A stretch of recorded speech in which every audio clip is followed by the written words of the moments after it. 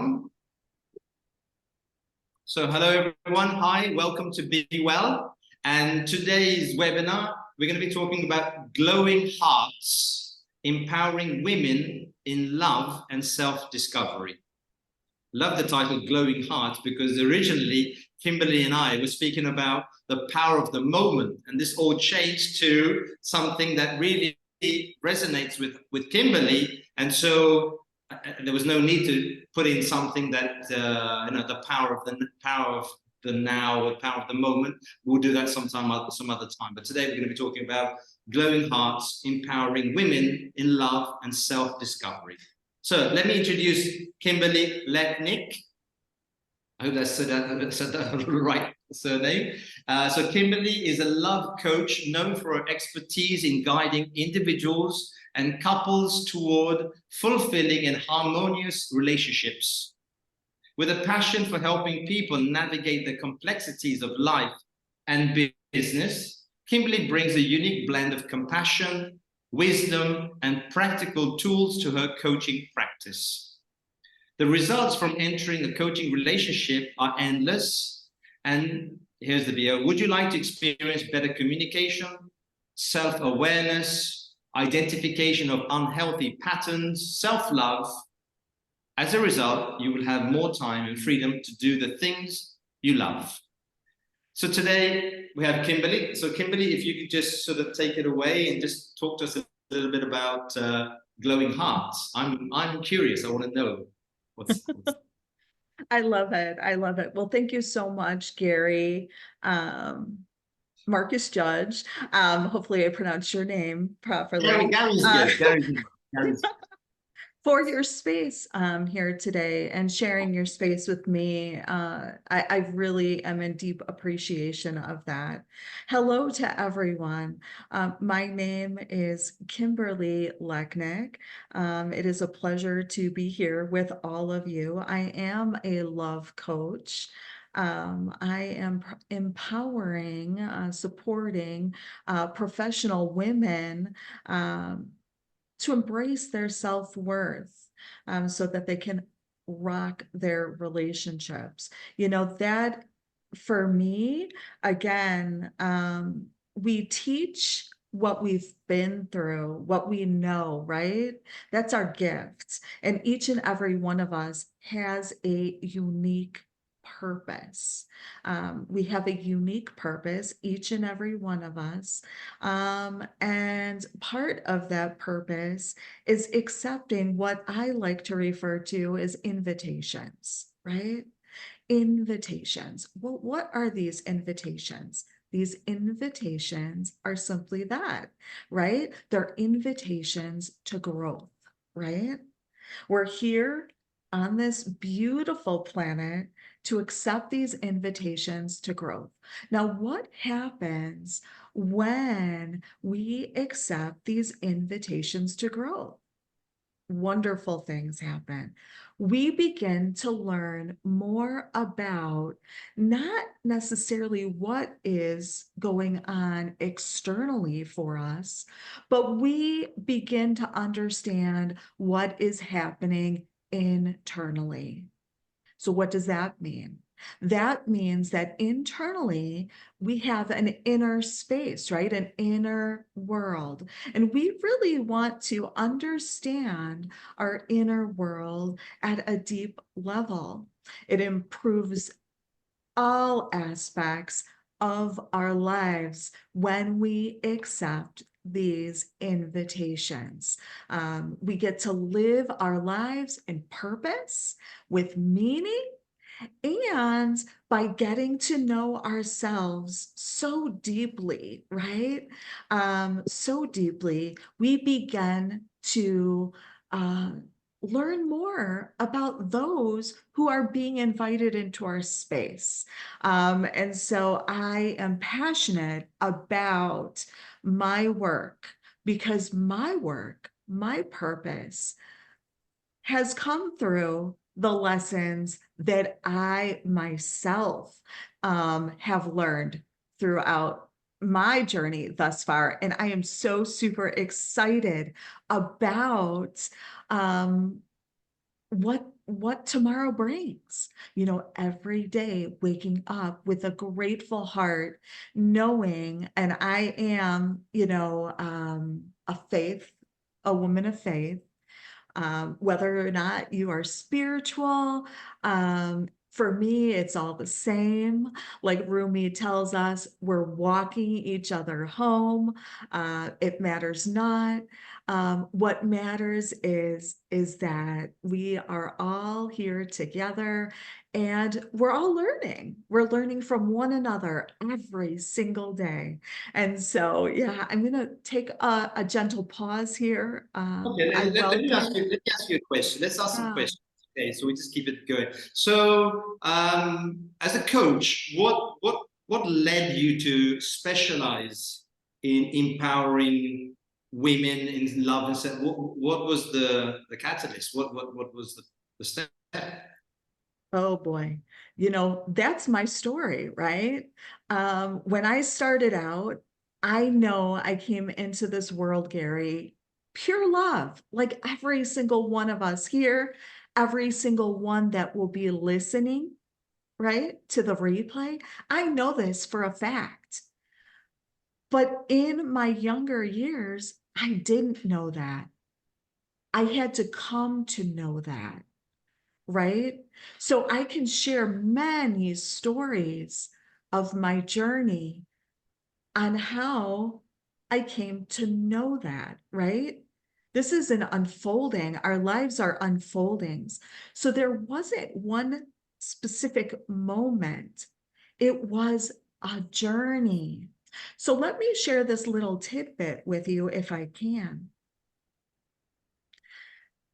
Everything in my life told me that I was not worth a cent. Not worth a cent. I traveled through my life, and the people that I had, my family, although they didn't mean to say it, that's how it was taken.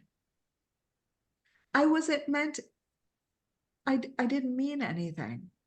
And I'm going to share this one specific moment. I was an adult at this point, a young adult, home from college, and my mom had a Christmas book. Okay.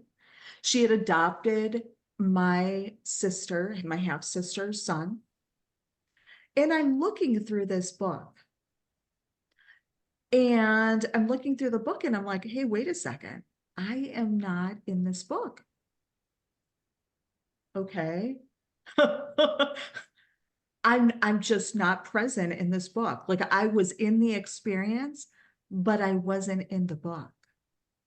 Again, accepting those invitations for growth, knowing that that isn't about me, that is about her experience, her need to hurt people that she loves, right?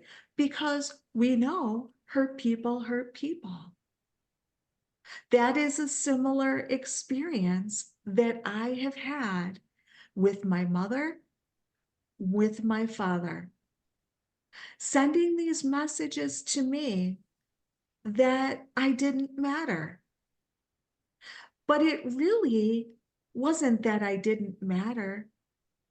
It was that they felt they didn't matter.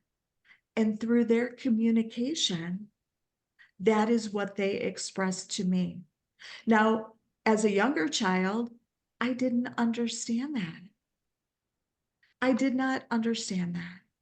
But as an adult, as a empowered woman who empowers women, I know that. And I know that to be true for them as well. So hopefully that answers your question, Gary. Yeah, sure. Thank you for sharing. So what are the challenges? What are the obstacles, the barriers that stop individuals empowering themselves in love? Hmm. Well, similar to my Even story. individuals, even though we're talking about women, but I did say individuals, but you could. Yes, absolutely. Similar to my personal experience. And I just showed you a short snapshot of that. But similar to my journey, my clients, friends, people that I encounter, they have similar experiences. And then with that experience, there's a belief that is created around that experience. I'm going to share another. I just recently became an international best-selling author for the first time. I'm going to be an international best-selling author for a second time in another month or so. And then a couple months after that, again. Although it was interesting, when I was in that experience of writing, I was still thinking in the back of my mind, wow, these beliefs are still coming up. I finished, it was in publishing mode, and the story came up from my younger space, right? What was that story? I was in third grade, and my teacher says to me, or she says to the class, hey, why don't you guys create these books? Create these books. Here's the materials. I want you to wrap this book up in the material, make your cover, make your book. At that time in my life, my half sister and my mother were away in hospital dealing with their mental health challenges. I brought this book up to my teacher. I was so super excited. My teacher opens it up. I'm so excited. I'm thinking to myself, oh my gosh, I don't know what she's going to say to me, but I know it's going to be something wonderful. No, she says to me, or I said to her, I know I'm going to be an author someday. I really enjoy the process of writing.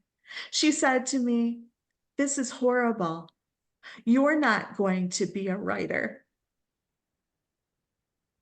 You're not going to be a writer. This is bad. I'm looking around going, oh my gosh. But at the time, if I can take you back, my whole experience was like this, right? And what I know now as an empowered woman is that you attract. So even though I didn't know at the time that this was my experience as a young person and that I was attracting these experiences, right? Not because I wanted them, but because my environment was attracting them. I just couldn't believe it. But I'll tell you what, when I found out that the book was being published, I said, that's gone. We don't have to deal with that one anymore because this is the truth. And this, to my point, we are all created in pure love. That, hands down, that's already done. It's these experiences that we have in life that create belief systems that are often false, that we believe as our truth. And I'm here to tell you that none of it is true. We are pure love. And yeah. So Talking about pure heart, pure love. And we gave the title of this webinar, Glowing Hearts. How would you define that, glowing hearts? How does that sit in with what you do in what we're talking about, glowing hearts? well, for me, the imagery is just that. When we are accepting, I'm going to go back to these invitations. When we are accepting these invitations for growth, for our personal development, to know ourselves, who we are, who we were created to be in this world, when you are peeling back those layers of the onion what you will find is that your heart just starts glowing. You're not seeing all of these other experiences because that is exactly what they are. Again, I can speak to you about them so succinctly here today, not because I didn't have pain, it was because my pain transformed me. My, again, I am a believer and I'm a woman of faith. And with that being said, I know why I'm here. I know that I am fearfully and wonderfully made. There's no mistake about it. And when we look at glowing hearts, these ladies that are here today, they are glowing too, right? Sometimes we feel as if we're glowing in different like moments, right? The power of the moment. And then when we have accepted enough of these invitations, our heart is just full glowing. We are vibrating high. And that is why and how we were created to be. Yeah. I think there's a reflection on the word glowing connected to energy. If we are energy, balls of energy. And when I was having a conversation this morning about, what's the purpose of all what we do and so on, is if we are glowing and we have a high energy, it's what we pass on to other people, the way we move through this world. And so sometimes we're glowing, sometimes we're a bit dim and dull, but we've got to keep feeding that energy continuously, because that's what people feed off. They feed off your energy, whether it's your glow, but you see a person, I'm sure we all have, when you go into a place and you see a person who is doing something that's just not in line with other people, someone even over not the average. I share a story. I don't know if I've told you this, guys. I remember I went into a petrol station a while ago, and it was off my route. I think I was walking up in the mountains with the dog. But anyway, I stop into this petrol station. I go in there and I fill up, and then there's a coffee. I get a coffee, and as I'm waiting for the coffee, I see the girl behind the counter, and she's so radiant. She's glowing. Okay, we're talking about glowing hearts, and she's serving people. This is at 8 o'clock in the morning. She's smiling, she's open, and she knows people by their name. And I'm still waiting, and I'm okay with this. I'm not sort of being pushy. I want to be served or whatever. And then she comes to me and I said, listen, I've got to say to you, I said, whatever you're doing it really well, so well that I, as a customer who's just passing for the first time, I noticed there's something about you. And well done. That was it. And she said, oh, thank you. She said, this is the way I am. And I haven't been back to that petrol station. I just still remember it. That was about a year ago, of this person that was so radiant is the word. And so I think, yeah, I know what you're talking about when we talk about glowing hearts, is that feeding that energy and keeping that energy up so other people can feed off you. And so, yeah, I think You it know, just Gary, I don't know for me if it's, I don't, the words feeding off of you, for me, when we're talking about patterns, that leads me to the discussion that we'll have on patterns. We want that attraction, right? We want to be in relationships. So it's not for me a feeding off of, it's about we're attracting into our life experience that of which we are, right? And so when we are accepting these invitations to growth, then we start to see in our physical experience that we are attracting like atoms, right? Because we're all atoms. We're attracting those like atoms because we're all energy beings. And again, when you were saying walking into the community, I think that's a terrific way that we can learn more about ourselves, is especially during the time of holiday. Here in the US, we have a lot of people that, although the holidays are a joyful time, that they are struggling. And the more conversations I have with cashiers, with individuals in restaurants, I find that people just want to be seen and heard. So if we just simply ask them how they are doing, what is going on for them, what is their experience, we can not only learn about those around us, but we can learn more about ourselves. We can gift that energy out, so that those that may not be experiencing joy at this time of year can have a little bit of joy. Anyone got any questions here? We're all listening to Kimberly on empowerment in love. What about self-discovery as well? That's not an easy path to take, self-discovery. Did you have a specific question around self-discovery? Yeah, I mean, how does someone embark on a self-discovery journey? Great question. I would love to find out from everyone here if you regularly engage in anything creative.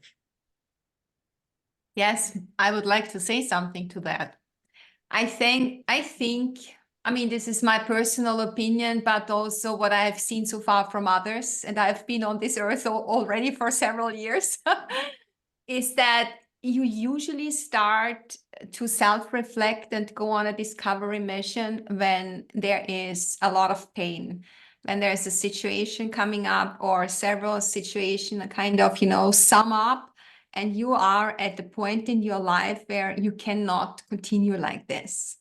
Then there is a must for this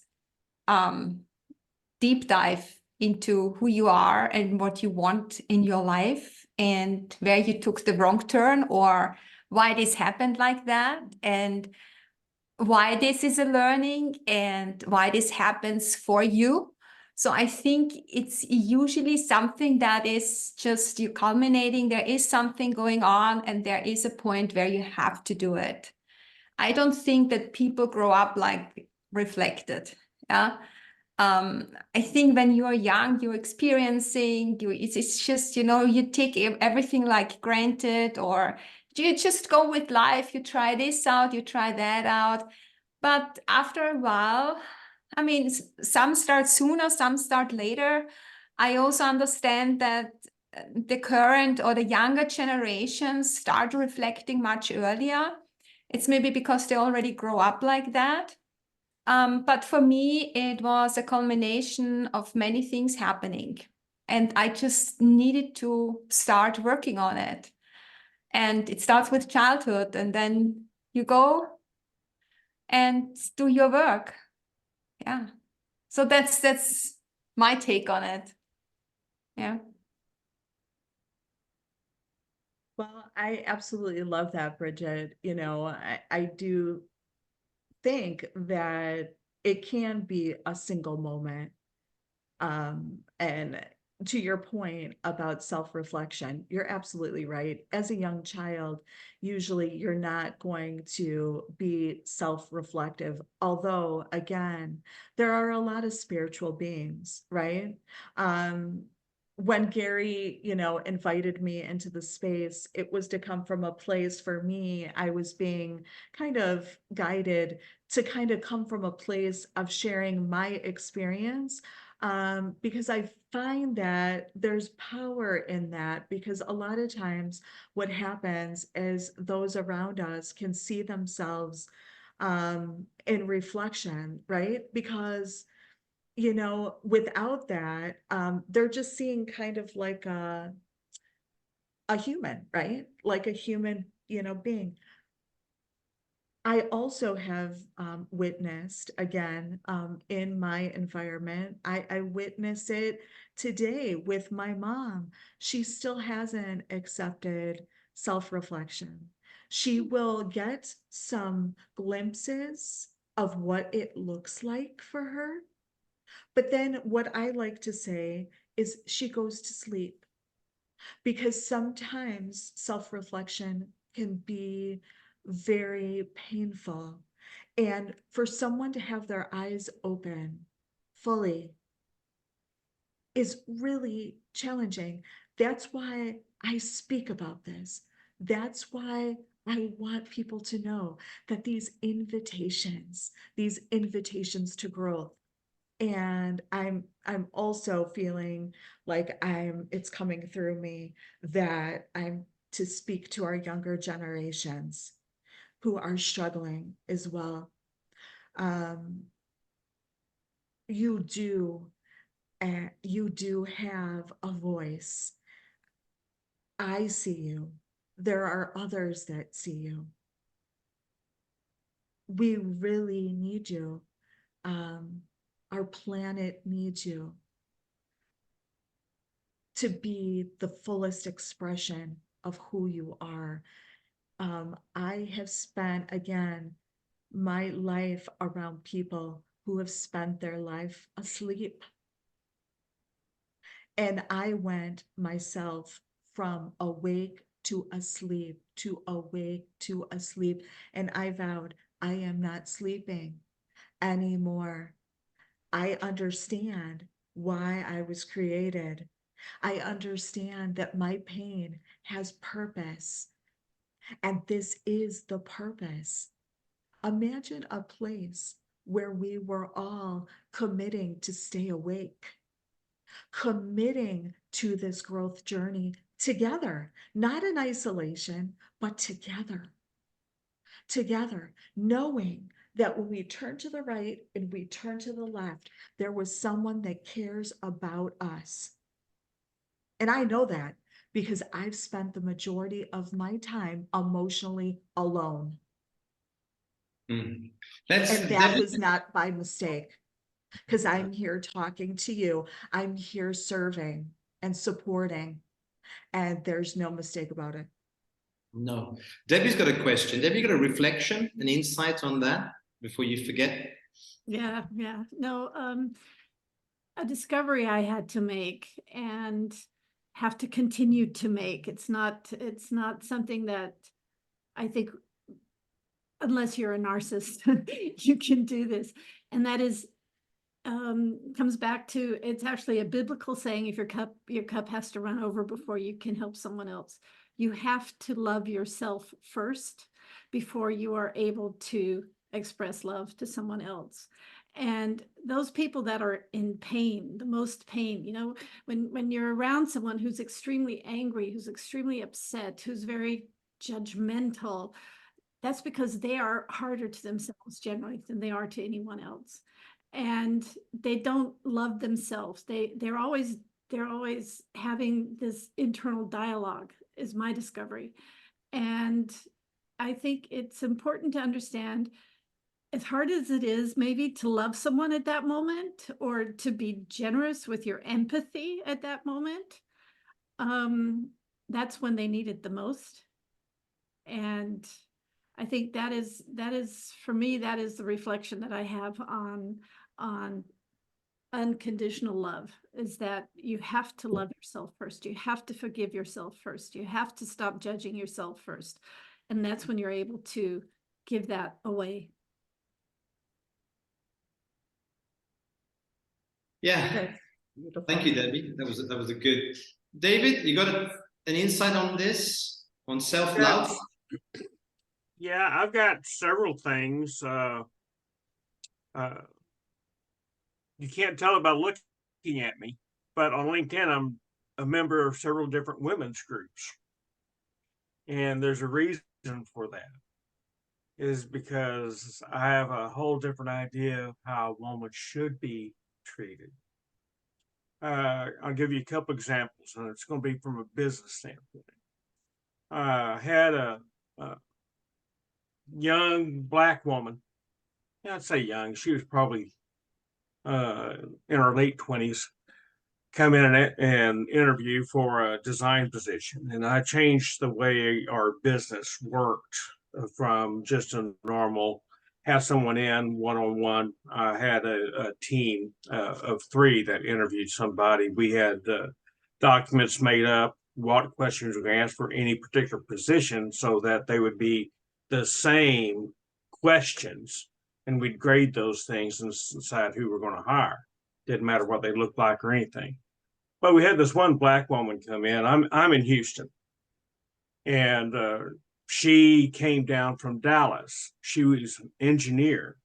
She was looking for a design position, and no one would hire her in Dallas. I grew up in Dallas. We weren't racist in Dallas, so I didn't quite understand it. But anyway, we were interviewing her.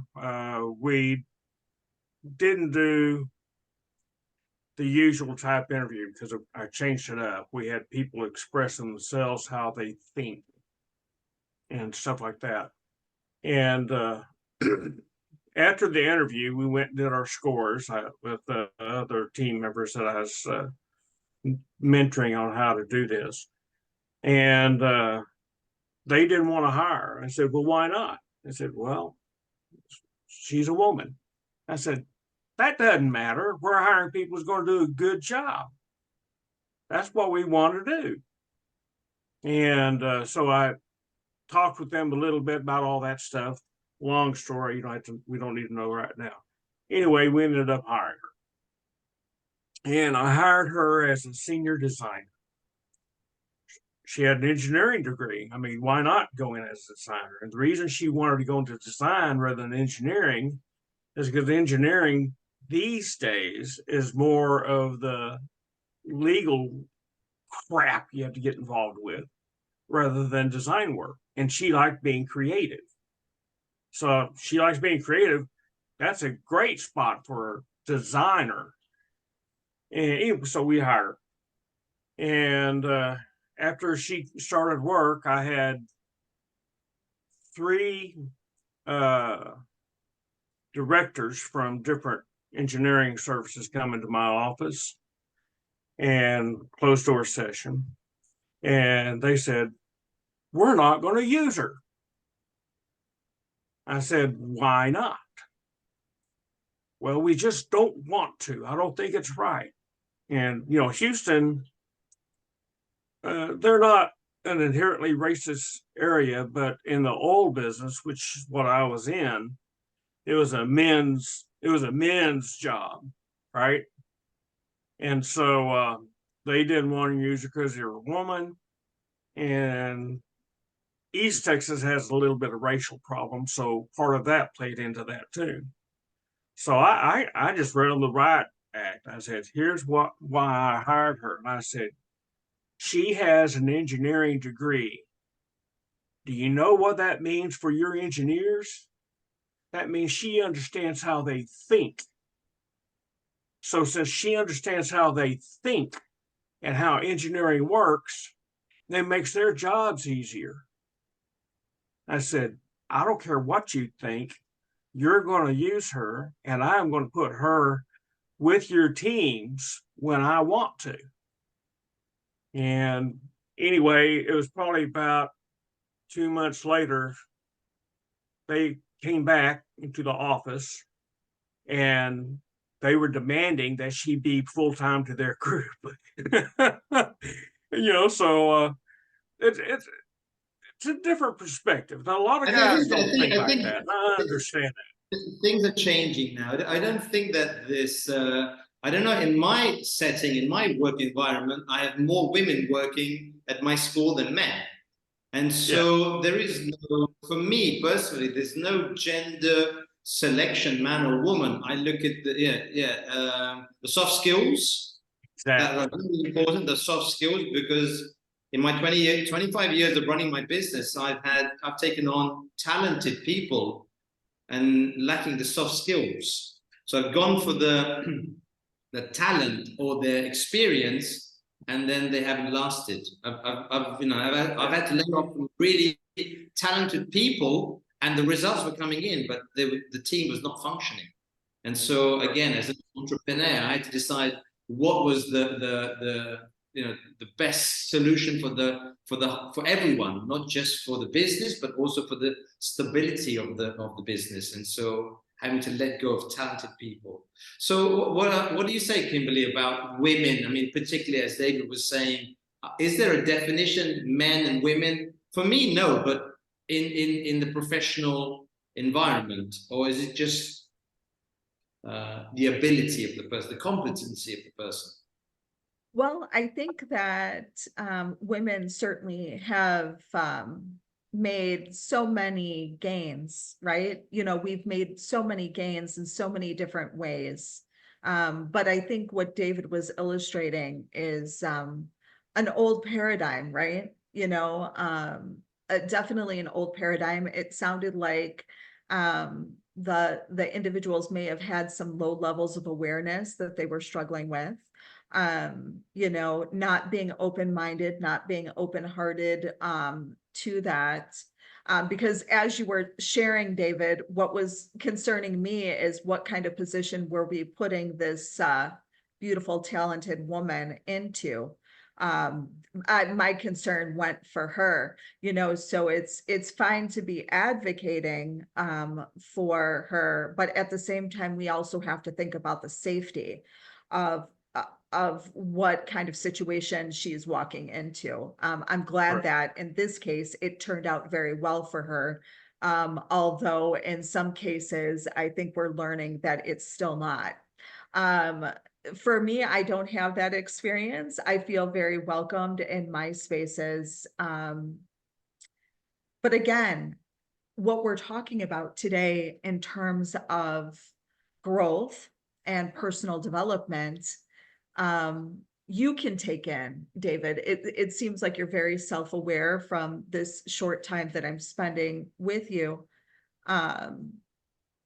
But again, just to be cognizant of what position, if you're placing women in positions, making sure that you prioritize their safety.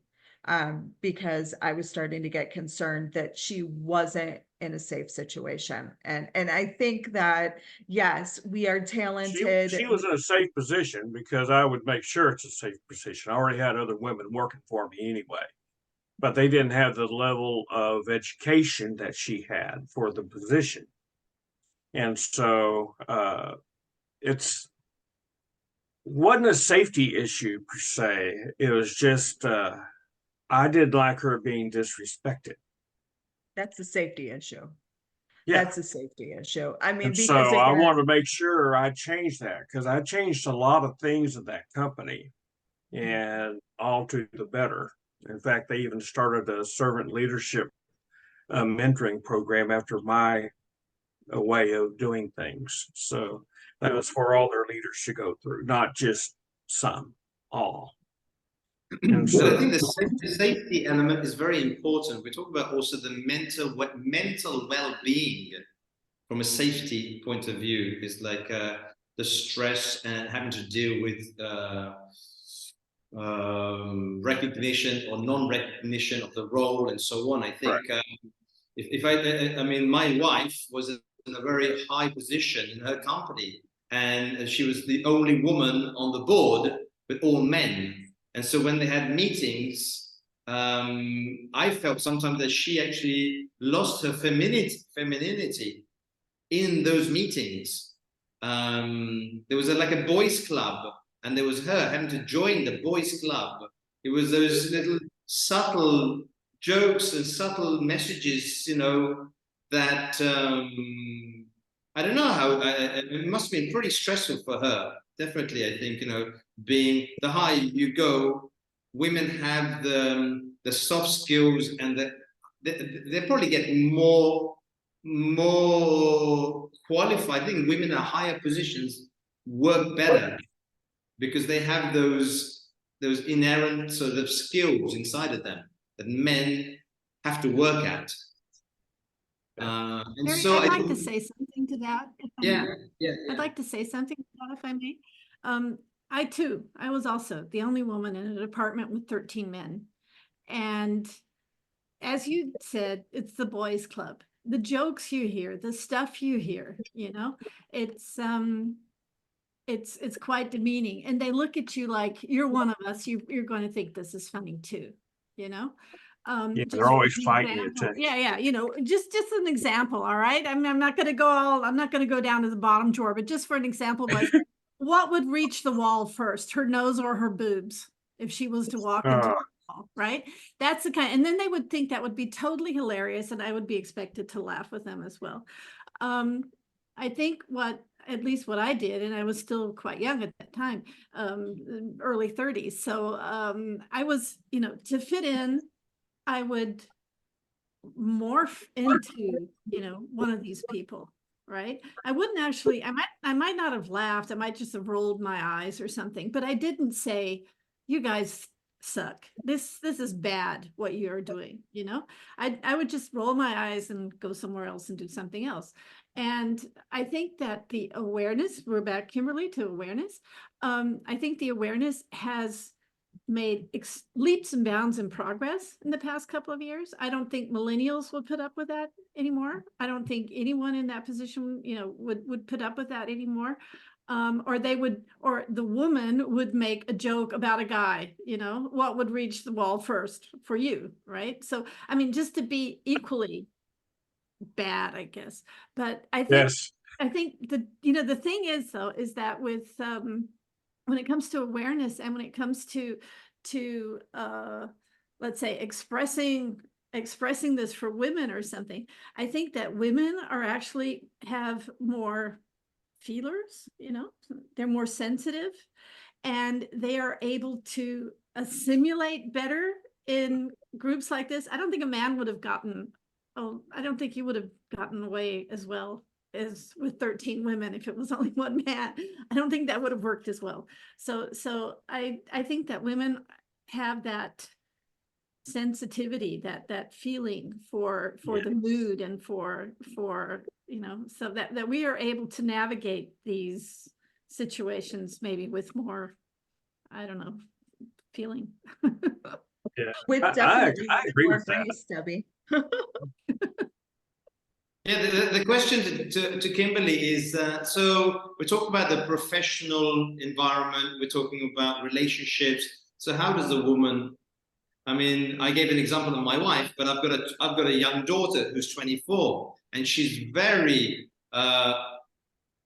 pays a lot of attention on language, on equality, and I don't want to say she's a feminist, but she's, you know, our language in the house has to be the right language, and we joke sometimes just to provoke her. I will say something knowing quite well she's going to jump on me straight away.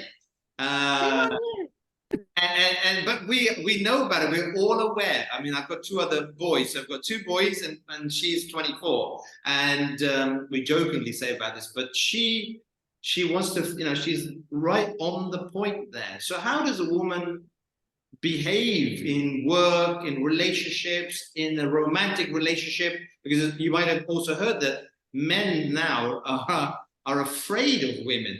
Men don't know how to behave around a woman nowadays. And so can you give us some light on that kind of relationships? Absolutely. Absolutely. First and foremost, you know, I think it's really important to know that it starts at home. So whether we're just having a, you know, we're having this conversation in this kind of micro community, right? You know, but those who are listening, those of us that are here, you know, we're planting seeds. We know how that goes, but it starts at home.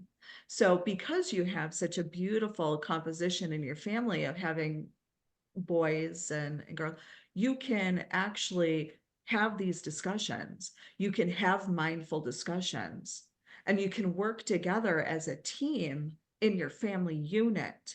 So when you're working together as a team in your family unit, there's a certain amount of preparation that goes into it. So when they're moving into the workforce, they understand how they can set reasonable expectations.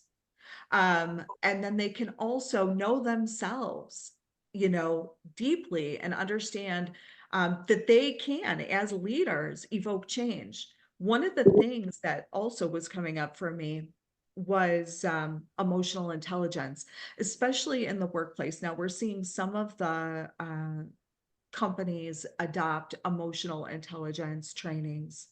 You know, that is a way in which men can really connect into being more open-hearted, right? You know, and if that's what we need to do, that's what we need to do. But then as an employee, for instance, you can make a suggestion, right? You can make suggestions.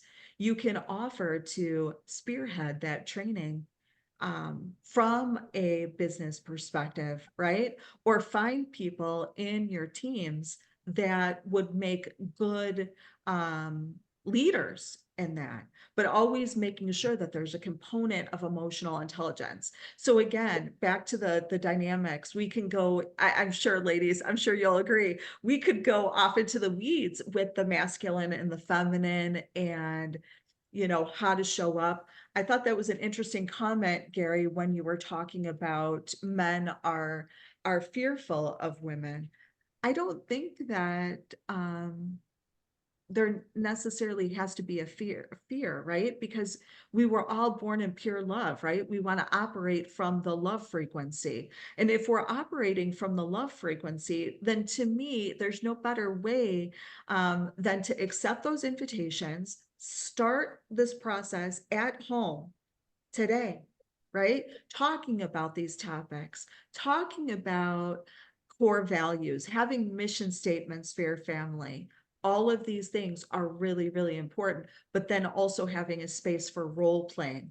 So when they do bring something up to the table, we are absolutely addressing it, because these are things that they're going to go off into the world, into the workforce, and they really need to know not only what they're walking into, but that they're leaders, right?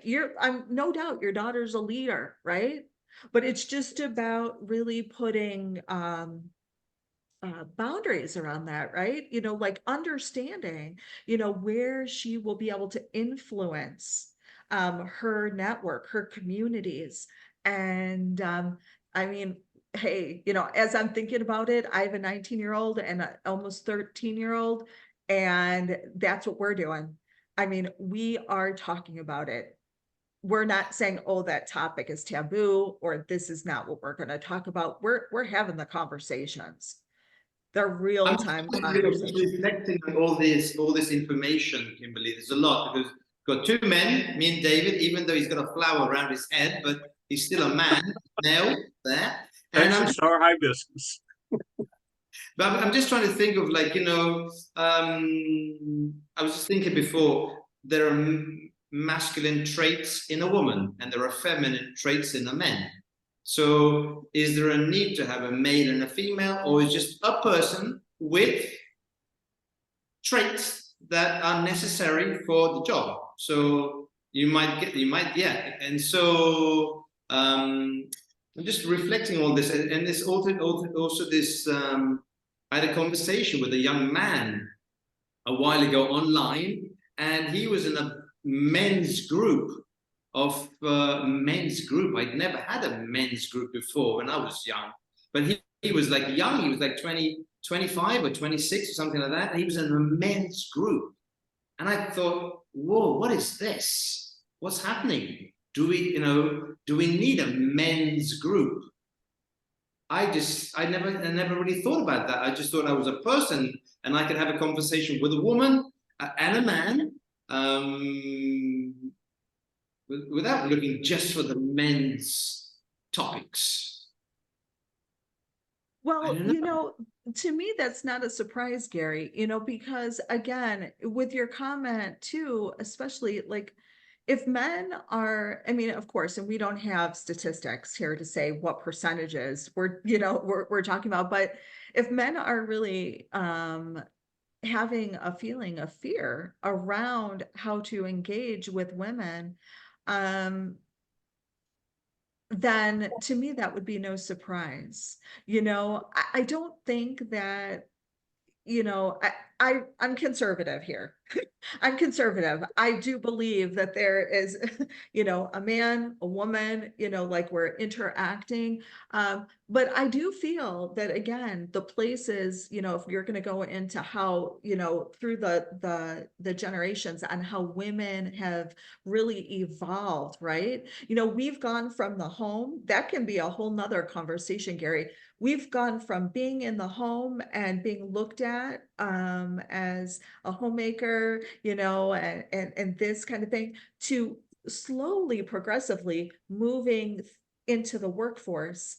And The we question also, would be, Kimberly, the question would be, so who is the homemaker now?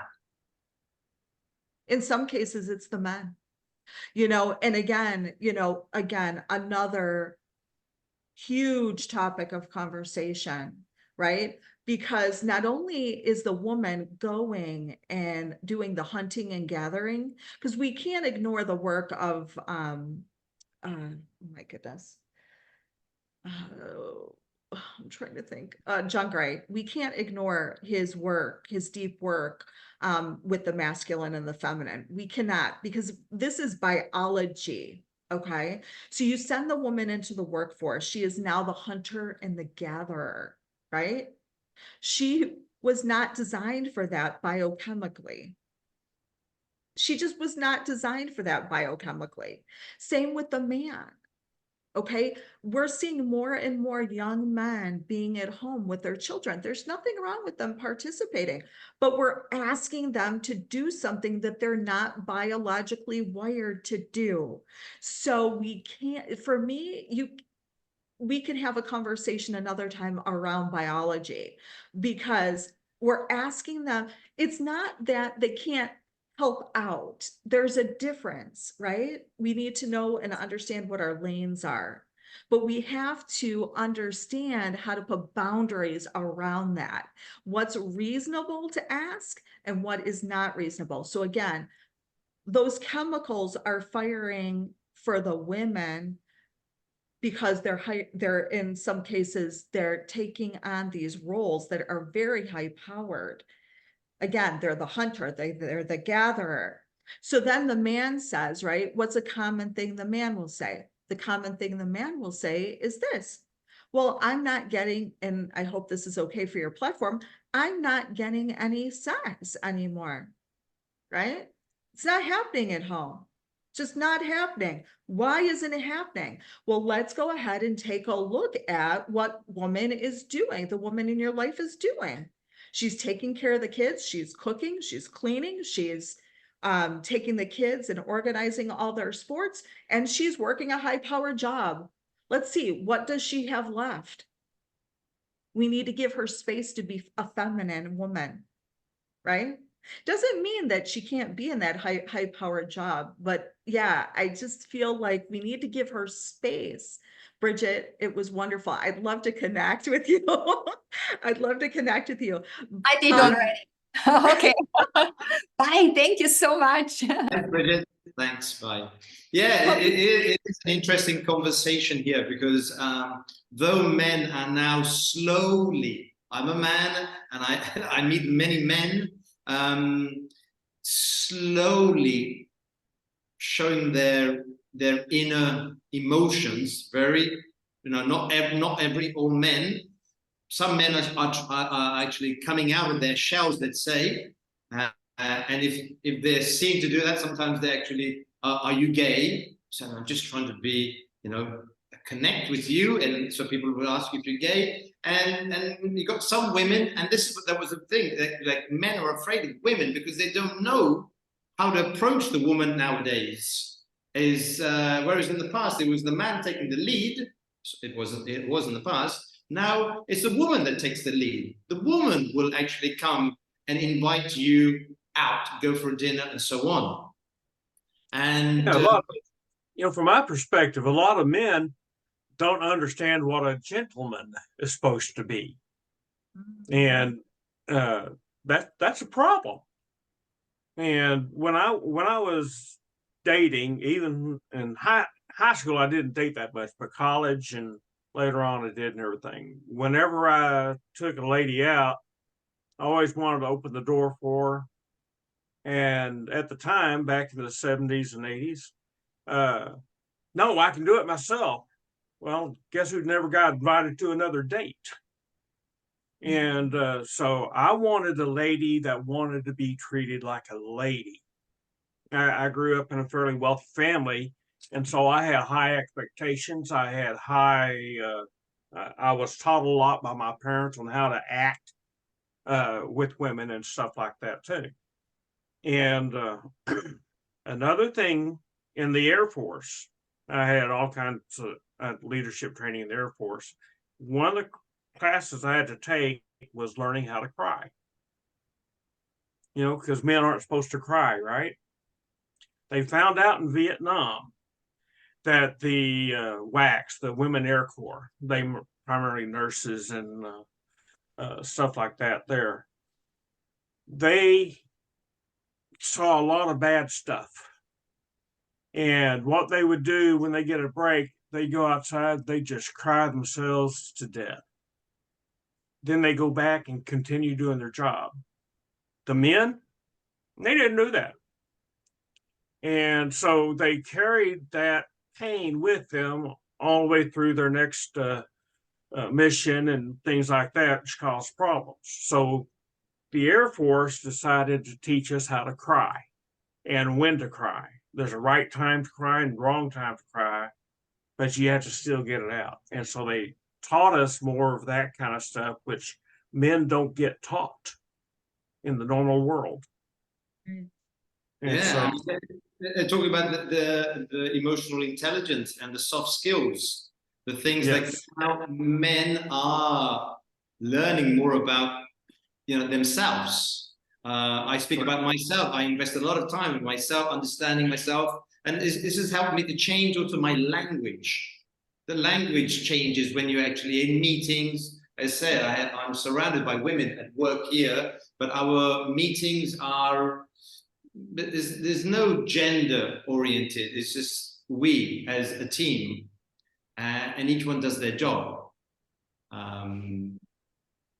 So I think that's the way we're going. It's like there's a bit of conflicting thoughts going here. Men who are afraid of women or don't know how to approach women. Women who are getting more high-powered and demanding more from a man. So when they get to that position, they want a man in a similar position, which is pushing the man up or pushing the man down. Very often it's pushing the man down because the woman's got to the top. And so it takes a certain kind of awareness, growth to accept all of this and to understand where we are. You know, well, Gary, you know, I go ahead. David, no, that's all right. David brought up a good point about creating a space. Again, it comes back to the family, creating a space in our families for our children to show their emotions. I have 2 boys. Crying is not off limits. They cry. Yeah. I mean, they know that it's a safe space. I'm not saying that they're going out on the baseball field and they're crying tears. You know, I'm saying at home, it's a safe space to cry because they're human. They need to cry. Something hurts them. And they need to learn how to be a gentleman, and the women need to learn how to be ladies. Absolutely. And so when you have that kind of interplay, there's not so much division between men and women psychologically. You know, there's physical differences, sure, but psychologically, they need to be treating each other with the same amount of respect, both sides. And yeah, ladies and gentlemen. Yes, exactly. Maybe that's our takeaway. Ladies, yeah, and the man is looking for a lady. It's true. We're looking for that feminine. We're looking for that. It's very difficult today to find women. They say they're out of the house. They don't want to cook. We're just ordering food, and everything's out. So men are thinking, well, okay. Before, my mom used to cook, and she was always in the kitchen. My wife says, I don't want to cook. I don't want to be in the kitchen. I want to be doing something else. So what do you Gary, want? you bring up such a fantastic point. Most of the women that I know today, they say, my husband, what do you mean cook? My husband does all the cooking. So this is what I'm saying with all the different role reversals that we're experiencing here today. You know, we're changing the paradigm. It doesn't mean that we can't do it together, but I will tell you, there is something for me. There's something to be said about cooking. I mean, I don't want to do it every day, 3 meals a day. Absolutely not. But there's something to be said for cooking a meal. It's like a gift. And so when you're talking about the confusion, you know, for me, it's like a gift. Like, you know, it doesn't mean that we have to do it 3 meals a day, 2 snacks, you know, and wear the apron, twirl around like June Cleaver did. It doesn't mean that. It means that we can create boundaries. I see David laugh. No, I think it's going back to your invitation, Kimberly, as we come to the end here. It's going back to the invitation we talked about before. It's the invitation or the opportunity to actually love someone through an action.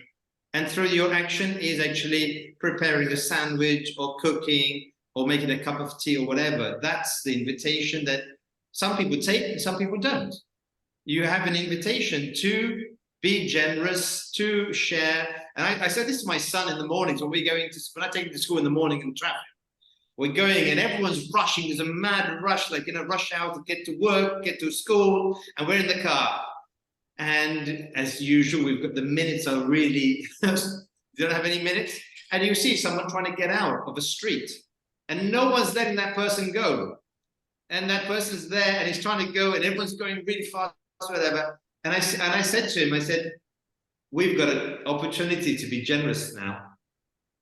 And he said, Dad, he said, what's going to change? Nothing's going to change. Let's let this person out. So we slowed down and let this person go out. And this is what I'd like to think was that car gave me the invitation to be generous that I took and I let the car go out. So I think this is my takeaway from this talk today, is there are invitations around every day. Today we talk about self-empowerment, and self-love and so on. But I think that maybe the word invitation is for us all to be gentlemen or ladies and to understand each other rather than separating each other from one from the other. It's just understanding that I have male traits, but I also have female traits. And understanding and accepting them and showing them as well. So as David said, about crying or saying, I love you to, maybe to another man is like, maybe not I love you, but say, I really enjoy being with you or something like this that men don't do because it's like, are you hitting on me? No, it's nothing romantic. It's just, it's bigger than that. It's like, it's so, the word love is bigger than a romantic. I'm not coming on to you, but I just feel we're in the same space together. Listen, thanks again. Thanks, Debbie, you're going. Kimberly, so we're wrapping up now. So thank you very much. It's been great. We're going to take a break now from BEwell, and we're going to come back in the new year. As I said, the recording is going to be put on the YouTube channel. I'll send you the link as well if you want to use it. David, thank you for coming along with that beautiful background. Have a great Christmas, New Year. Yeah, it's my little halo. You hang up, and you're on the, and Mariam too. Sorry, Mariam, I didn't even see you. You're hiding on the screen with your black background. Thanks for coming as well, Mariam. Thank you. So anyway, drop in whenever you can if you're free. There are these sessions every Tuesday. I'm planning, I've planned now for the next 3 months of the new year. And we'll have some interesting guests like yourself, Kimberly, coming along and helping others to, perform better in business and in life. So thank you very much. Thank you. Right. It was Have my a good pleasure. day. Okay, bye, David. Have bye, a great Kimberly. Christmas. Merry Christmas to you too. Yeah. Bye. Merry Christmas. Christmas leave vibe.